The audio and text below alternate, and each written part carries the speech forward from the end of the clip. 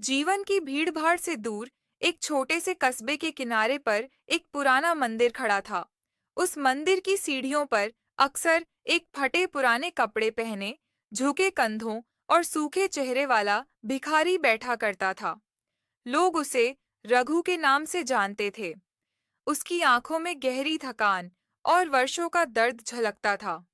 जब भी कोई भक्त वहां पूजा करने आता, रघु अपने कांपते हाथ आगे बढ़ा देता और टूटी फूटी आवाज में कहता, भैया, कुछ दान कर दो, भगवान तुम्हारा भला करेगा। रघु के जीवन की सच्चाई यही थी, भिक्षा मांगना। कोई उसे 2 रोटी दे देता, कोई सिक्का डाल देता, तो कभी कभी उपेक्षा और अपमान ही हाथ लगता। पर रघु चुपचाप सब सह लेता। उसे लगता कि यह उसका भाग्य है, लेकिन भीतर कहीं न कहीं उसे हमेशा यह सवाल सालता था, क्यों मैं? आखिर ऐसा कौन सा पाप किया था जिसके कारण मैं इस हाल में पहुंचा हूं? रात को जब मंदिर के घंटों की गूंज थम जाती, चारों ओर सन्नाटा छा जाता, तो रघु अक्सर आसमान की ओर देखकर बुदबुदाता, हे भगवान, क्या मेरे पाप इतने बड़े थे कि तुमने मुझे ऐसा जीवन दिया? आखिर मैंने किसका क्या बिगाड़ा था? उसकी आंखों से आंसू बहते रहते, लेकिन जवाब कभी नहीं मिलता। एक रात की बात है। मंदिर में बड़ी शांति थी। रघु मंदिर की सीढ़ियों पर लेटा हुआ था। तभी उसे एक अद्भुत अनुभव हुआ, जैसे किसी ने धीरे से उसका नाम पुकारा हो। उसने चौंक कर आंखें खोलीं, तो देखा, मंदिर के गर्भगृह से एक अलौकिक प्रकाश फैल रहा है। उसी प्रकाश में खड़े थे स्वयं श्री कृष्ण। उनके चेहरे पर मधुर मुस्कान थी और बांसुरी की ध्वनि वातावरण को भर रही थी। रघु घबरा गया, डर से कांपने लगा। लेकिन कृष्ण पास आए और बोले, डरो मत रघु, तुम्हारे प्रश्न का उत्तर देने आया हूँ। तुम जानना चाहते हो ना कि तुम्हें यह जीवन क्यों मिला? क्यों तुम दर दर भीख मांगने को मजबूर हो? रघु ने कांपती आवाज में कहा, हाँ प्रभु, यही पीड़ा हर पल मुझे सताती है। क्या मैंने कोई इतना बड़ा अपराध किया था? क्या मेरा भाग्य हमेशा ऐसा ही रहेगा?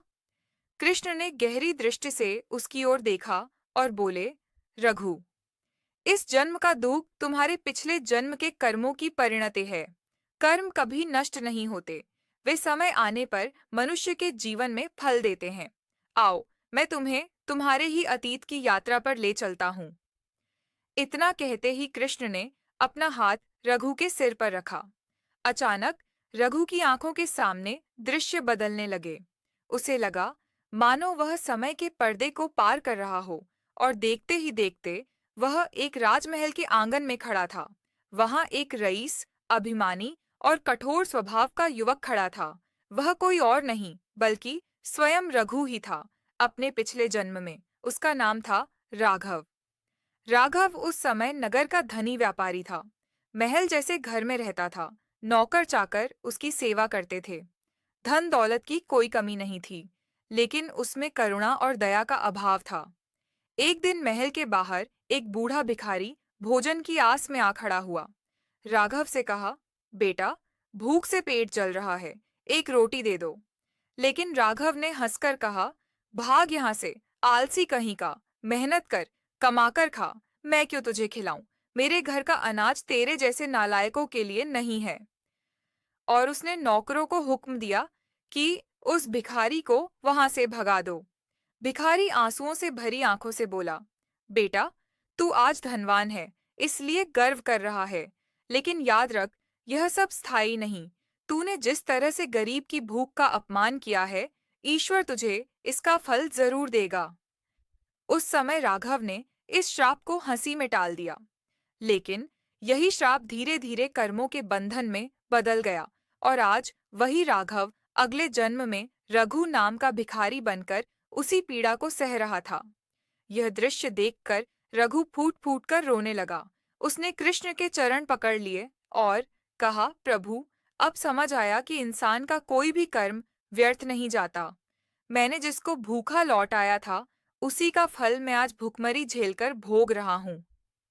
प्रभु, अब क्या मेरे लिए कोई मार्ग है? क्या मैं अपने पापों को धो सकता हूँ? कृष्ण ने मुस्कुराकर कहा, रघु, सुधार का मार्ग हमेशा खुला है। जब तक श्वास है, तब तक कर्म बदलने का अवसर है। अब से तू दूसरों की मदद करना शुरू कर। भले ही तेरे पास कुछ ना हो, लेकिन अपने व्यवहार से, अपने शब्दों से, अपने हाथों से किसी को दुख मत देना। जब तू दूसरों का दुहक बांटना शुरू करेगा, तब तेरी आत्मा शुद्ध होगी और अगले जन्म में तुझे इसका शुभ फल मिलेगा। इतना कहकर कृष्ण का प्रकाश लुप्त हो गया। रघु की आंखों से आंसू बह रहे थे, लेकिन अब उनमें पीड़ा के साथ-साथ एक नई आशा भी थी। कृष्ण के दर्शन के बाद रघु रात भर सो नहीं पाया। उसके भीतर एक अजीब सी बेचैनी और साथ ही एक नई ऊर्जा पैदा हो गई थी। जीवन भर जिस सत्य की तलाश में वह रोता रहा था, आज उसे उत्तर मिल चुका था। मैं अपने कर्मों की वजह से यहाँ पहुंचा हूँ, लेकिन अब मेरे पास सुधार का अवसर है। यह सोचकर उसने मन ही मन निश्चय किया कि अब वह किसी भूखे को खाली हाथ नहीं लौटाएगा। अगली सुबह जब सूरज की पहली किरण मंदिर की सीढ़ियों पर पड़ी, तो रघु धीरे-धीरे उठकर बैठा। उसकी आंखों में अब निराशा के बजाय दृढ़ता झलक रही थी। पहले वह हाथ फैलाकर भीख मांगता था, लेकिन आज उसने तय किया कि हाथ फैलाएगा नहीं, बल्कि हाथ बढ़ाकर देने की शुरुआत करेगा। लेकिन सवाल था, उसके पास है क्या? फटे कपड़े, कमजोर शरीर, सूखी हड्डियां और खाली कटोरा। वह किसी को क्या दे सकता था? इसी सोच में डूबा वह मंदिर के पास बैठा था। तभी एक गरीब औरत अपने छोटे बच्चे के साथ वहां आई। बच्चा बहुत भूखा था और लगातार रो रहा था। औरत ने मंदिर में माथा टेककर भगवान से कुछ अन्न मांगा, लेकिन वहां किसी ने ध्यान नहीं दिया। रघु का दिल पसीज गया। उसके कटोरे में केवल 2 सूखी रोटियां पड़ी थीं, जो उसे पिछली रात एक दयालु साधु ने दी थीं। पहले तो उसके मन में द्वंद्व उठा, ये रोटियां मैं खाऊं या दूं? मैं खुद भूखा हूं। अगर इन्हें दे दिया तो मैं क्या खाऊंगा? लेकिन अगले ही पल उसे कृष्ण के शब्द याद आए, जब तक श्वास है, तब तक कर्म बदलने का अवसर है। रघु ने कांपते हाथों से वे दोनों रोटियां उस बच्चे को पकड़ा दीं। बच्चा खुशी से खाने लगा और उसकी माँ की आंखों से आंसू निकल पड़े। उसने रघु के पैरों को छूते हुए कहा, बाबा, आज से आप मेरे लिए भगवान हैं। जब कोई नहीं सुन रहा था, तब आपने मेरे बच्चे को भोजन दिया।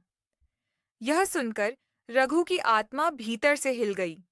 पहली बार उसके दिल में संतोष की ऐसी लहर उठी कि भूख की पीड़ा भी छोटी लगने लगी।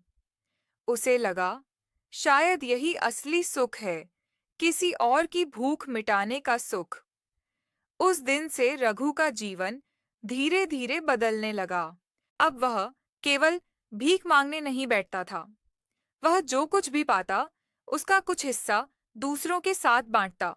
कोई बूढ़ा आता तो उसे पानी पिला देता, कोई बच्चा आता तो अपने हिस्से का अन्न दे देता। धीरे-धीरे लोग भी रघु के इस बदलाव को देखने लगे। जो लोग पहले उसे सिर्फ एक बेबस भिखारी समझते थे, अब उन्हें उसमें करुणा और दया की झलक दिखने लगी। एक दिन मंदिर के पुजारी ने देखा कि रघु अपने पास आए एक भूखे साधु को अपनी रोटियां दे रहा है। पुजारी ने पूछा, रघु, तू खुद भी भूखा है, फिर भी दूसरों को दे देता है। तुझे डर नहीं लगता कि कल तेरे पास खाने को कुछ नहीं होगा? रघु ने शांत स्वर में उत्तर दिया, महाराज, जब तक मैं अपने हिस्से की रोटी अकेले खाता था, मुझे कभी तृप्ति नहीं मिली। लेकिन जब मैंने उसे बांटा, तो मेरा पेट खाली होने पर भी दिल भरा हुआ महसूस हुआ। शायद भगवान यही चाहते हैं कि मैं बांटकर जीना सीखूं। पुजारी उसकी बात सुनकर चकित रह गया। उसने सोचा, सचमुच जिसने देने का सुख पा लिया, वह सबसे बड़ा धनी है। धीरे-धीरे यह बात पूरे कस्बे में फैल गई। लोग कहने लगे, वह रघु जो कभी सिर्फ भीख मांगता था, अब दूसरों को देता है। सचमुच उसके भीतर भगवान का वास है। कुछ समय बाद कस्बे के एक धनी व्यापारी ने यह किस्सा सुना। उसने रघु को बुलाकर कहा, मैंने सुना है तू दूसरों की मदद करता है। मैं तुझे कुछ काम देना चाहता हूँ। अगर तू चाहे तो मेरे गोदाम में चौकीदारी कर सकता है। तुझे रोज का भोजन और थोड़ा पैसा मिलेगा। रघु की आंखों में आंसू आ गए। यह उसकी उम्मीद से परे था। उसने व्यापारी का धन्यवाद किया और काम शुरू कर दिया। अब वह रोज मेहनत करता और जो थोड़ा बहुत कमाता उसमें से कुछ गरीबों और भूखों को बांट देता। दिन बीतते गए। रघु का जीवन भले ही बहुत सादा रहा, लेकिन उसके भीतर एक अद्भुत संतोष और शांति बस गई थी। लोग अब उसे भिखारी नहीं, बल्कि दयालु बाबा कहने लगे। बच्चे दौड़कर उसके पास आते और वह उन्हें आशीर्वाद देता। लेकिन असली मोड़ तब आया जब कस्बे में भयंकर अकाल पड़ा। लोग भूख से तड़पने लगे। धनी व्यापारी भी परेशान हो गए, क्योंकि अन्न का भंडार कम होता जा रहा था। उस समय रघु ने जो कमाया था और जो बचा कर रखा था, सब निकालकर भूखों में बांटना शुरू कर दिया। वह खुद भूखा रहता, लेकिन दूसरों के लिए अन्न जुटाता। लोग हैरान थे। यह वही रघु है जो कभी दर दर भीख मांगता था। आज यह सबके लिए देवदूत बन गया है। एक रात जब वह थककर मंदिर की सीढ़ियों पर लेटा था, तब फिर वही अलौकिक प्रकाश फैला। श्री कृष्ण उसके सामने खड़े थे। इस बार उनकी मुस्कान और भी कोमल थी। कृष्ण बोले, रघु, तूने अपने कर्मों को बदल दिया है। तूने जिस पाप का फल भोगा, उसी जन्म में तूने प्रायश्चित भी कर लिया। अब तुझे यह डरने की जरूरत नहीं कि अगला जन्म भी दुखमय होगा। तेरा मार्ग अब प्रकाश की ओर है। रघु ने रोते हुए कहा, प्रभु, अगर यह सत्य है तो मुझे और कुछ नहीं चाहिए। मैंने आज समझ लिया है कि असली संपत्ति धन नहीं, बल्कि दया और करुणा है। कृष्ण ने आशीर्वाद देकर कहा, याद रख, कर्म ही जीवन की सबसे बड़ी शक्ति है। जैसा कर्म करोगे, वैसा ही फल पाओगे। अब तू दूसरों के लिए प्रेरणा बनेगा। इतना कहकर वे अंतर्धान हो गए। अकाल के उन दिनों में रघु ने जो किया, उसने पूरे कस्बे के लोगों के दिल जीत लिए। हर कोई उसकी दया और त्याग की मिसाल देने लगा। जहां लोग अपने भंडार बचाने में लगे थे, वहीं रघु अपने हिस्से का अनाज दूसरों में बांट रहा था। कई बार वह खुद भूखा सो जाता, लेकिन यह देखकर कि किसी और का बच्चा भूखा नहीं सोया, उसके चेहरे पर संतोष की मुस्कान होती। धीरे धीरे अकाल का दौर कम हुआ। बरसात आई और खेतों में हरियाली लौट आई। लोग फिर से अपने कामकाज में लग गए, परंतु अब वे पहले जैसे नहीं रहे। रघु ने उन्हें सिखा दिया था कि असली सुख अपने हिस्से का बांटने में है। लोग पहले जहां केवल अपने बारे में सोचते थे, अब जरूरतमंदों की मदद करने में आगे बढ़ने लगे। कस्बे का वातावरण बदल गया था। समय बीतता गया। रघु अब बूढ़ा हो चला था। उसके चेहरे की झुर्रियों में अनुभव और त्याग की कहानियां लिखी थीं। उसके सफेद बालों में मानो समय की धूल जम गई थी, लेकिन उसकी आंखों में आज भी वही चमक थी, वह चमक जो दूसरों की भलाई करने से मिलती है। एक दिन कस्बे के कुछ युवा उसके पास आए और बोले, बाबा, आप हमारे लिए प्रेरणा हो। आप हमें बताइए कि हमने जीवन में क्या करना चाहिए ताकि हमें भी शांति मिले। रघु ने मुस्कुराते हुए कहा, बेटा, बहुत आसान है। कभी किसी की भूख का मजाक मत उड़ाना, किसी की बेबसी का फायदा मत उठाना। याद रखो, भगवान वही देता है जो हम दूसरों को देते हैं। अगर तुमने किसी को आंसू दिए तो कल तुम्हें भी वही आंसू मिलेंगे, लेकिन अगर तुमने किसी का दुख मिटाया तो वही सुख बनकर तुम्हारे पास लौटेगा। युवाओं ने उसके शब्दों को अपने हृदय में अंकित कर लिया। अब वे भी गांव-गांव जाकर जरूरतमंदों की मदद करने लगे।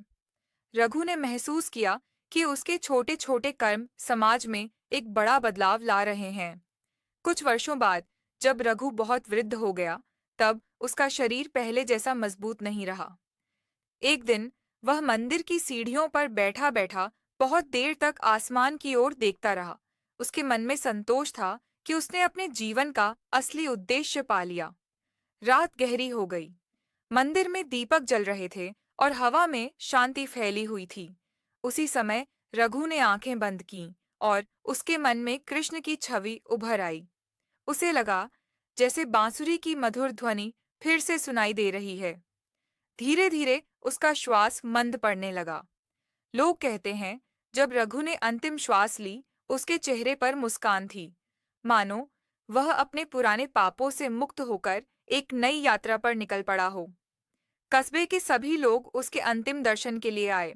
किसी ने कहा, वह भिखारी नहीं था, वह तो भगवान का दूत था। किसी ने कहा, उसने हमें सिखाया कि दया और करुणा सबसे बड़ा धन है। उसकी चिता जल रही थी, लेकिन लोग आंसुओं के बीच भी गर्व महसूस कर रहे थे कि उन्होंने उसके साथ जीवन का सत्य सीखा। रघु की कथा धीरे धीरे पूरे क्षेत्र में फैल गई। आज भी लोग अपने बच्चों को यह कहानी सुनाते थे। देखो, कभी किसी की भूख का अपमान मत करना, वरना वही पाप तुम्हें भी भोगना पड़ेगा। और अगर मौका मिले तो दान और सेवा जरूर करना, क्योंकि यही कर्म इंसान को भगवान तक पहुंचा देते हैं। इस तरह एक साधारण सा भिखारी, जिसने अपने पिछले जन्म में कठोरता की थी, इस जन्म में अपने कर्मों को बदलकर न केवल अपनी आत्मा को शांति दी, बल्कि समाज को भी अमूल्य शिक्षा देकर गया। प्रिय साथियों, इस कहानी का सार यही है कि इंसान का जीवन उसके कर्मों से ही बनता और बिगड़ता है। जो बोओगे वही पाओगे। अगर आज तुमने किसी को रुलाया है, तो कल तुम्हें भी वही आंसू मिलेंगे।